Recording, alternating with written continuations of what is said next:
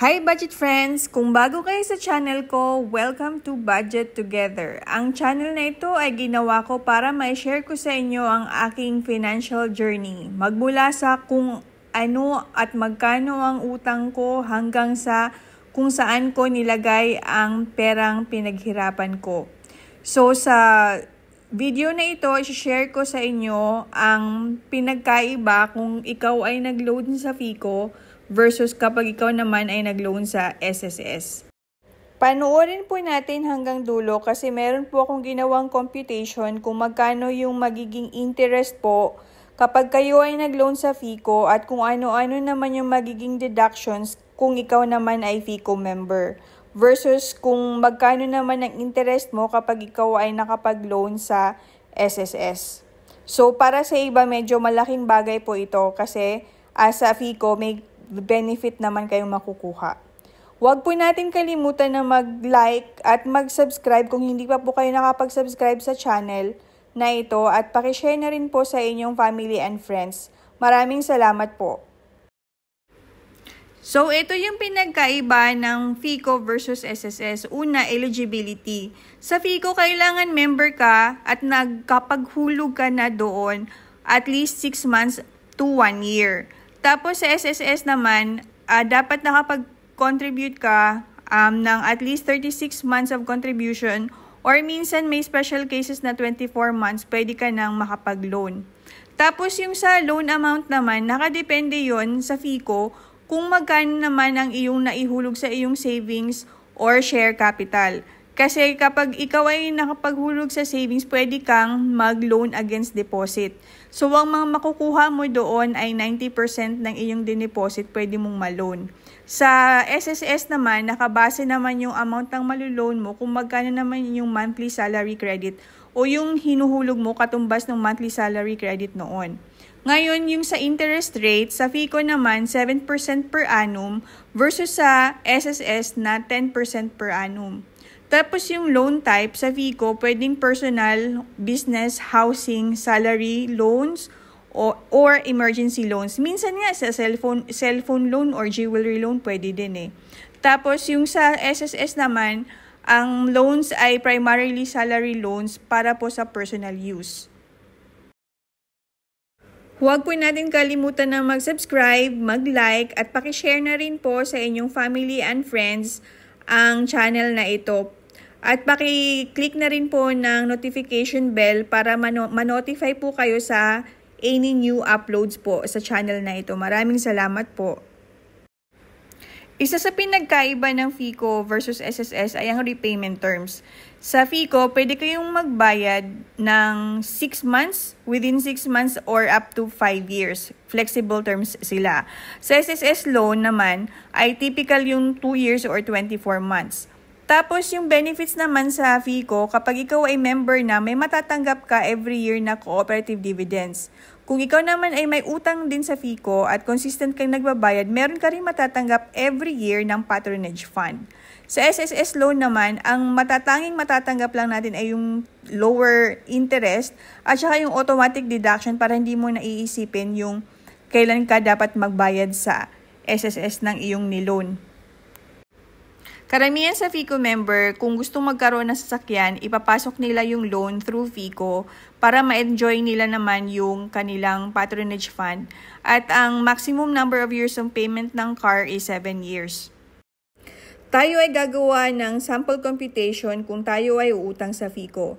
Sa halimbawa na to, ang gusto mong utangin ay 32,000 sa FICO.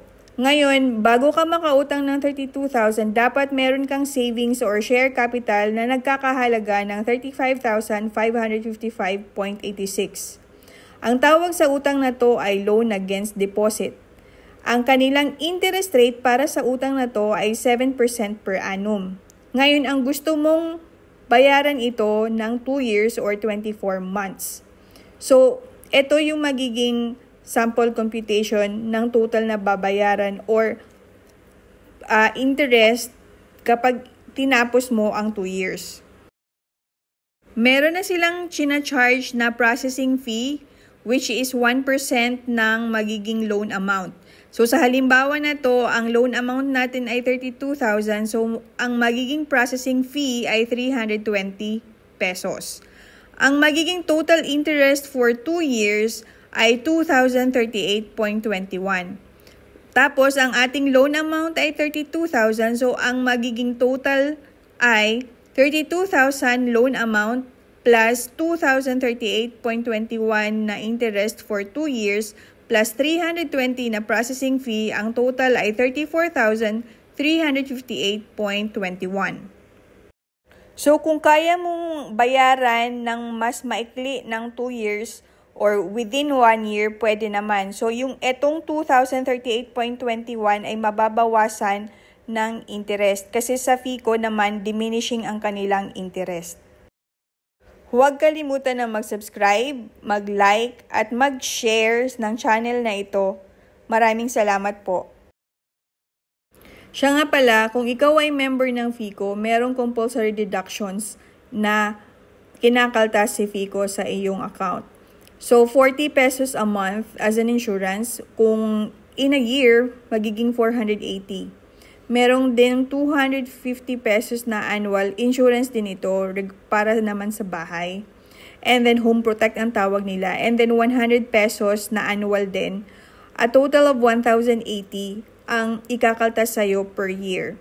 Meron akong ginawang video na ang title ay magkano ba ang fee kapag nag-loan sa FICO.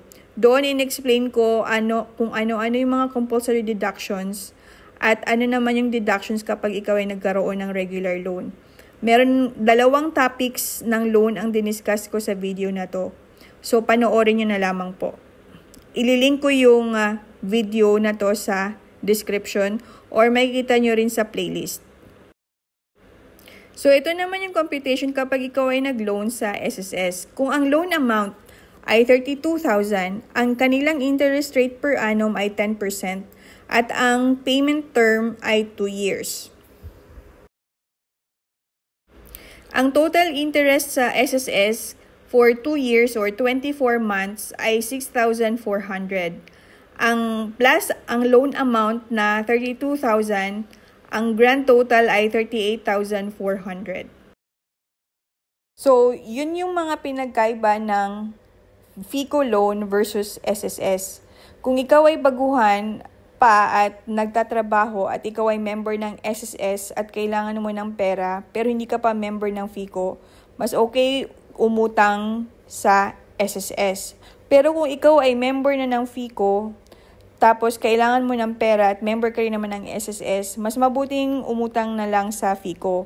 Kasi sa FICO, kahit na nagbabayad ka ng utang, meron kang benefit na makukuha pa rin bukod sa cooperative dividend na annual, meron kang matatanggap na patronage fund. At the same time, pwede ang flexible yung term. So, gusto mo 6 months or 1 year, kahit mas maikli, okay lang din. Kasi, ang kanilang, kapag ikaw ay nagbayad ng mas malaking amount, ang remaining nun ay mapupunta sa principal. Kaya, mas okay siya. Thank you so much for watching. I'll see you on the next video. Don't forget to subscribe, like, and share. Bye!